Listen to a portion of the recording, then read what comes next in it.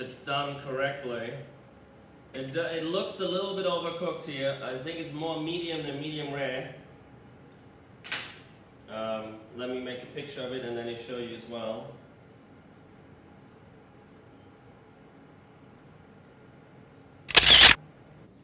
You have a couple of pictures in the chat to look at it. It's probably a little bit overdone, and so that's how easily it is. It is very tricky. You want that a nice outside. There's a lot of flavor now on the outside because of the Maillard reaction, but you also want to get it done at a certain, the way you like it. Medium rare, medium. You want to have it done right.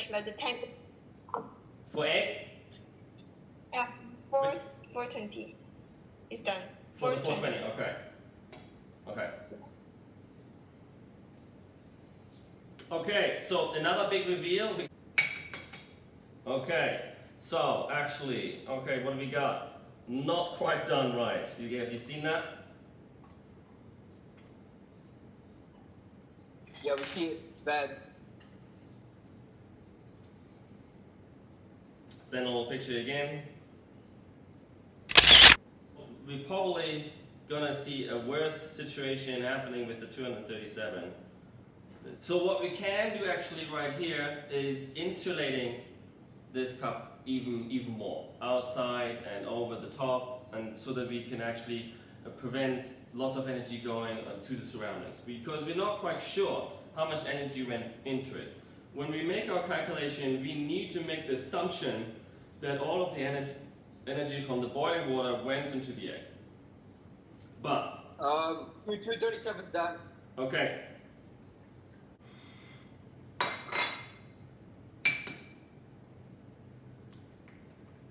Okay, that's hardly cooked at all. I'm gonna make a picture.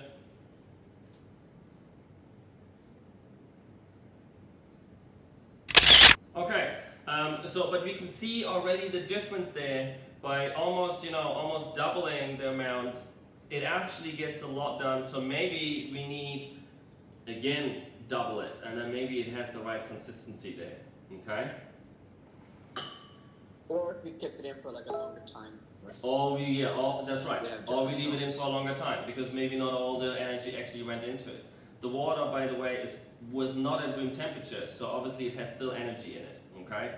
So, well done. Thank you very much for that. Yes, we can also leave it longer. Okay, so back to the Maillard reaction. We have Maillard reactions happening not only in meat. We have Maillard reactions happening in bakery quite often. In fact, in a lot of things that has to do with food.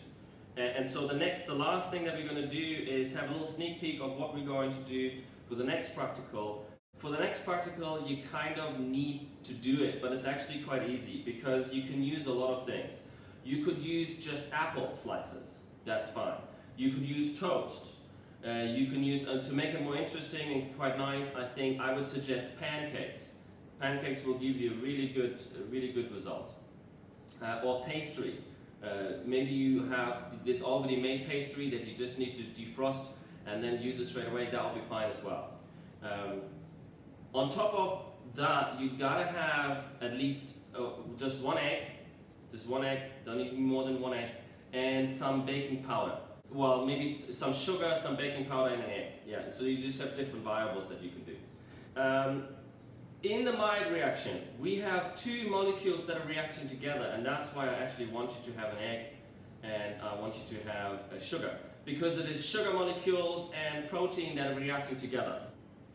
The reason why I'm baking soda is because the baking soda changes the pH, and in a higher pH, the reaction actually takes place. The first step, particularly, takes place a lot quicker. So it's kind of a catalyst that is being used in the reaction. Okay, so with the toast, and this is now looking at the rate of reaction, and when we're looking at rates later on next week, we're going to talk about some factors that affect the rate. One of the factors that affect the rate is temperature. But we can also change the concentration of the reactants, for example. That's when we change the amount of sugar or amount of protein that is in the reaction. But let's use temperature for the moment. We're going to do different temperatures. So we're going to have a dial here, so that's obviously giving us the temperature. That's the best we can with the toaster. So I would not do it with the toaster for you, I would use the frying pan, but let's use the toaster for today. So we're going to start just with number 1. Put that toast in, see what the look is afterwards. And so setting 1, it's the actual fact is that with the toaster, that's why it's not that great. With the toaster, it is not necessarily the temperature goes higher, but more the time. So you have it heated up longer. In the end of the day, it's the amount of enthalpy that goes into it that is higher. The heat is going to be more. But it would be better if you're using a frying pan or something else to do this practical. I just want to quickly demonstrate this. And so we're going to have it done on the first setting. I need someone to tell me what should I do the other half with. Which setting do you want? So this goes, the scale is 1 to 7. Give me a number. 7. 7. Okay. It might go on fire with 7, so can it be lower than that? 4. 4, okay, let's do 4, okay. Everything in the video, so please check out the video and you can see it in front of you what the Maillard reaction is. We're looking only at the first and the second step. After the second step, the reaction goes lots of different pathways and actually creates these amount of different substances. And so that's why we have things taste slightly different. So the meat tastes different on the outside now, but that Maillard reaction would be different on the bread or on a pastry or on a pancake.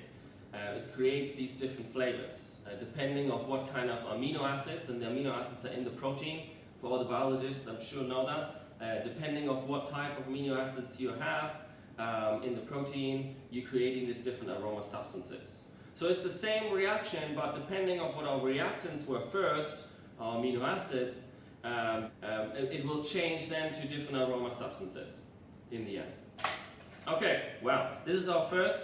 I'm going to make a pictures in a moment. I'm going to set this now to 4. Obviously, something that we need to assume here as well is, now I put it in, actually the toaster is already high temperature right now. So that's why toaster is fairly inaccurate. Because we would need to let it cool down all the way to be really accurate. I'll put that now down to 4. Hopefully this is not going on fire. Okay, and I'll put that in. I think it's going to be quite burnt. I'll send a picture of that toast. And so you can see, obviously, the difference is that it is brown. It starts to be, the browning reaction is happening, and that's the Maillard reaction. Then we're going to look at the second temperature. So what you need to do in that practical, you need to change it. So you got to have a range. You got to either change the temperature, or you're going to change the concentration of the sugar or the protein, or even change the concentration of the baking soda. It does actually really work. If you put baking soda, for example, on just an apple ring, you get really different results. Same time in the frying pan, same temperature, but your apple are going to be, the browning of it is going to be totally different depending on how much baking soda you put on it. And I'm hoping that all of the stuff that you're doing right now in this time as well with COVID-19, don't waste it, eat it, right?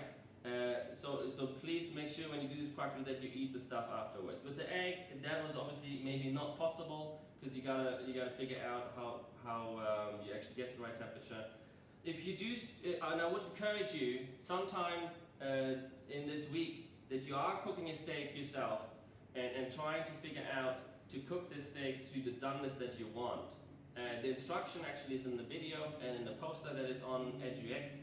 And you can look at like, okay, if I want a well done steak, then I need to do, oops, okay, it's ready. If I want a well done steak, then I need to do it for that amount of time for each side, and you have the instructions there.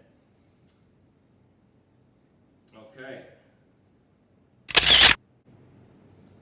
This is now done together. Okay. And that brings us really to the end of this time. Use the rest of the time to look at the video, the poster, and then do the task. You have 2 tasks to complete, the Maillard reaction task, and then there's another one, the bond enthalpy task underneath.